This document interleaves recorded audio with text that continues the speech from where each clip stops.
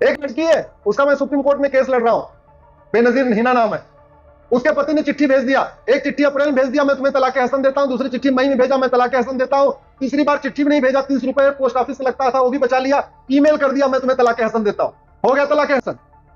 उसके बाद पेटीएम से 15,000 रुपए भेज दिया, बोले तुम्हारा खर्चा, 2,000 रुपए फिर पेटीएम में भेजा, बोला 1 साल का बच्चा, इसका दूध का खर्चा, 17,000 रुपए में तलाक हसन। एक दूसरी लड़की मेरे पास आई, कर्नाटक के कलबुर्गी से, डॉक्टर गायनोलॉजिस्ट, नाम है डॉक्टर सईदा अमरीन, पति डॉक्टर एमबीबीएस एमडी। वो लड़की जो मेरे पास आई एमबीबीएस एमएस फिजिक्स, ये गायनोलॉजिस्ट, ससुर भी डॉक्टर, सास भी डॉक्टर, घर में नर्सिंग होम। उसको बोला जा तुम्हें आजाद किया, जा तुम्हें आजाद किया, जा तुम्हें आजाद किया। वो बेचारी गई काजी के पास, बोला हमको 3 बार बोल दिया आजाद किया, बोले तुम्हें आजाद बोल दिया, ये तलाक बाइन है। एक और लड़की आई, तू आजाद है, तू आजाद है, तू आजाद है, काजी के पास गई, बोले 3 बार बोले आजाद आजाद, बोले आजाद हो गई तू जा।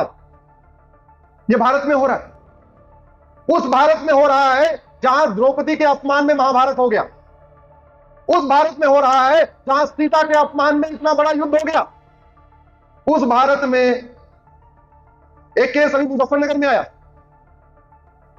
हस्बैंड बेचारा दुबई में रहता था, ससुर ने रेप किया, उसने शिकायत किया, बोले ससुर ने रेप कर दिया, बोले अब तुम्हारा ये शौहर हो गया।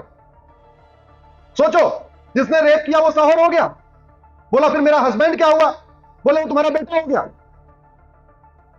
ऐसी ऐसी कुरीतियां चल रही हैं भारत में। उस भारत में जहां हम नवरात्र में नवदुर्गा मनाते हैं, नवरात्र में हम लड़कियों की पूजा करते हैं, कन्या का पूजा करते हैं। बाहर के लोग आते हैं 15 दिन 20 दिन के लिए, 12-12 साल की बच्चियों के साथ निकाह करते हैं, उसको मुताह कहते हैं। 12-12 साल की बच्चियों के साथ निकाह करते हैं, उसको मिस्यार कहते हैं। और उस वाले केस में क्या हुआ, उसने काजी से पूछा ससुर ने रेप किया, बोले शौहर हो गया, बोले अब इसका समाधान क्या है, बोले हलाला करना पड़ेगा। मतलब कैसी कैसी कुप्रथा। 15वीं शताब्दी से पहले भारत में बाल विवाह नहीं था, 15वीं शताब्दी से पहले भारत में रात्रि विवाह नहीं था, 15वीं शताब्दी से पहले भारत में घूंघट प्रथा नहीं थी। उन जिहादियों से बचने के लिए, उन आतंकवादियों से बचने के लिए हमारे पूर्वजों ने कम उम्र में शादी करना शुरू कर दिया, इसलिए बाल विवाह की कुरीति भारत में आई, उसके पहले थी नहीं। हमारे 16 संस्कार सूर्योदय से सूर्यास्त में होते हैं, हमारा 16वां संस्कार जो अंतिम संस्कार है सूर्यास्त के बाद वो भी नहीं होता, तो फिर विवाह संस्कार रात में कैसे हो सकता है। लेकिन चूंकि वो आतंकवादी हमारी बहन बेटियों को दिन में उठा लेते थे, उनसे बचने के लिए हमारे पूर्वजों ने रात में विवाह शुरू कर दिया, नहीं तो रात में विवाह था ही नहीं। हमारे देश में घूंघट प्रथा थी ही नहीं, क्योंकि हम तो सबकी बेटी को अपनी बेटी मानते थे, सबकी बहन को अपनी बहन मानते थे, इसलिए घूंघट करने की कोई आवश्यकता नहीं थी।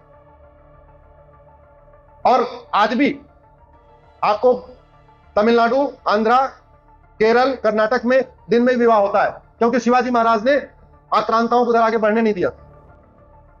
ऐसी कुरीतियां खत्म हो, उनके लिए जरूरी है, संविधान में उसकी व्यवस्था है, उसको आर्टिकल 44 कहते हैं, समान नागरिक संहिता कहते हैं, कि सबकी शादी विवाह की उम्र समान हो, सबका डिवोर्स का सिस्टम एक हो, सबको बच्चा गोद लेने का अधिकार एक समान हो, सबके भरण पोषण का एक समान अधिकार हो, सबको विरासत का एक समान अधिकार हो, सबको वसीयत का एक समान अधिकार हो, सबको माता पिता की देखभाल का अधिकार मिले।